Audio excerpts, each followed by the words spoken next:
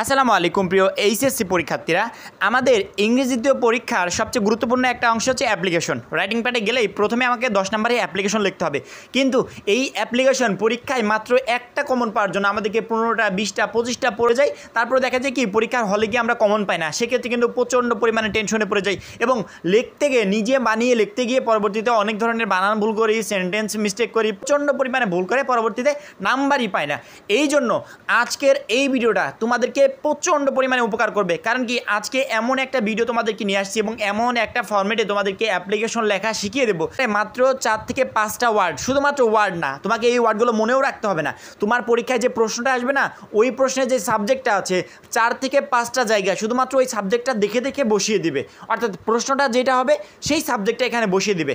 এই লেখাটা, এই পুরো লেখাটা এমন একটা ফরম্যাটে লেখা হয়েছে যে তুমি যেই সাবজেক্টটা বসাবে এই অ্যাপ্লিকেশনটা ওই সাবজেক্টেরই হয়ে যাবে। অর্থাৎ আমি মুখে বলার থেকে আমি যদি তোমাদেরকে সরাসরি দেখাই তাহলে বিষয়টা তোমরা ভালোভাবে বুঝবে। এখানে তোমরা দেখতে পাচ্ছ 1 থেকে 7 নাম্বার অ্যাপ্লিকেশন। আমি এখানে টোটাল 7টা অ্যাপ্লিকেশন লিখেছি: language club, computer lab, college canteen, debating club, literacy club, reading room, common room, facilities. এখন দেখো, শুধুমাত্র যে 7টা অ্যাপ্লিকেশনই এমনটা কিন্তু না, এই কোয়ালিটির বাংলাদেশে যত অ্যাপ্লিকেশন আছে সে যে কয় হাজার অ্যাপ্লিকেশনই হোক, অর্থাৎ তুমি কোনো একটা কলেজে পড়ছো, সেই কলেজের ফ্যাসিলিটিস সম্পর্কে বা তোমার কলেজে কোনো একটা জিনিস নেই, এই বিষয়ে তুমি তোমার প্রিন্সিপালের কাছে আবেদন করবে যে আমাদের এই জিনিসটা প্রয়োজন। এই কোয়ালিটির যত অ্যাপ্লিকেশন আছে, এবং আমরা পরীক্ষার ক্ষেত্রে দেখি যায় আমাদের এইচএসসি লেভেলের পরীক্ষাগুলোতে সাধারণত এই বিষয়ে অ্যাপ্লিকেশন এসে থাকে যে আমার কলেজ রিলেটেড আছে, প্রিন্সিপালের কাছে আবেদন করতে হবে, অমুকের কাছে আবেদন করতে হবে, এই রিলেটেডগুলো থাকে।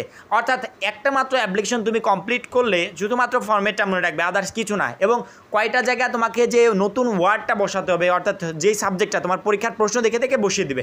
এখন আমরা মূলত অ্যাপ্লিকেশনে চলে যাই, তাহলে বিষয়টা তোমরা ভালোভাবে বুঝতে পারবে। দেখো, অ্যাপ্লিকেশন লেখার প্রথমে আমাদেরকে অবশ্যই তারিখ দিতে হবে, এবং কালকে তোমাদের হচ্ছে পরীক্ষা, এইচএসসি পরীক্ষা। এর জন্য কালকে তোমাদেরকে এই তারিখটাই দিতে হবে যে 24 আগস্ট 2023, এই তারিখটাই তোমাকে দিতে হবে। এবং তার পরবর্তীতে যেহেতু আমরা প্রিন্সিপালের কাছে, আমাদের কলেজের আমরা তাকে হেডমাস্টার বলবো না, তিনি হচ্ছে আমাদের প্রিন্সিপাল, যেহেতু আমরা প্রিন্সিপাল বরাবর লিখবো, এই জন্য আমরা দিব দ্য প্রিন্সিপাল। নিচে আমি দিয়েছি রাজবাড়ী গভর্নমেন্ট কলেজ, আমি কলেজের নামটা দিয়েছি। তোমরা তোমাদের যে পার্সোনালে যে কলেজটা, তুমি যে কলেজে অধ্যয়নরত অবস্থায় আছো, ওই কলেজের নামটা এখানে সুন্দরভাবে দিবে। এবং নিচে তোমার কলেজটা যদি উপজেলা পর্যায়ে হয়, সেক্ষেত্রে প্রথমে তুমি তোমার থানার নাম দিবে, পরবর্তীতে জেলার নাম দেবে। আমার কলেজটা যেহেতু জেলা পর্যায়ে ছিল, এই জন্য শুধুমাত্র আমি জেলাটা ইউজ করেছি। নিচে সাবজেক্ট প্রেয়ার ফর সেট আপে, অর্থাৎ এইখান থেকে শুরু হলো তোমার আসল কাজ। প্রেয়ার ফর সেট আপে ড্যাশ, এই ড্যাশের এই জায়গায় তুমি কী দিবে? ড্যাশের এখানে তুমি ল্যাঙ্গুয়েজ ক্লাব দিতে পারো, কম্পিউটার ল্যাব দিতে পারো, কলেজ ক্যান্টিন দিতে পারো, ডিবেটিং ক্লাব দিতে পারো, লিটারেসি ক্লাব দিতে পারো, অর্থাৎ যে কোনো একটা দিতে পারো। তোমার প্রশ্নে কোনো সমস্যা ব্যতীত তোমার কলেজে কোনো একটা কিছু নেই, সেই বিষয়ে তুমি তোমার প্রিন্সিপালের কাছে আবেদন করছো, প্রশ্নে যে বিষয়টা দেওয়া আছে সেই বিষয়টা সুন্দরভাবে প্রেয়ার ফর সেট আপে এখানে বসিয়ে দিবে। পরবর্তীতে স্যার, এখন অ্যাপ্লিকেশনের মূল কাঠামো, অর্থাৎ যেই কাঠামোটা আমাদের প্রত্যেকটা অ্যাপ্লিকেশনের ক্ষেত্রে লিখতে হয়, তুমিও সেম একইভাবে প্রথম 2 লাইন ওই কাঠামোতে লিখবে। We beg most respectfully two state that we are the students of your college. Ours is a reputed college. Most of the students of our college are meritorious and talented. Our college has many modern facilities. We have almost everything what a good college demands.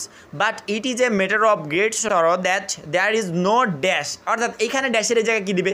ওই যে সাবজেক্টে লিখেছো না prayer for set আপের dash, ওই ড্যাশের ওখানে যেই সাবজেক্টটা ইউজ করবে ওইটাই ঠিক এইখানে দিবে যে there is no dash in our college. হয়ে গেল। Now a day dash is a part and parcel of a college. এই ড্যাশের এখানে ওই যে প্রথমে যে সাবজেক্টটা ইউজ করেছো, অর্থাৎ প্রশ্নে তোমাকে যেই বিষয়ে অ্যাপ্লিকেশন লিখতে বলা হয়েছে এই বিষয়টা এইখানে দিবে। No college complete without it. আর student are also very interesting about it.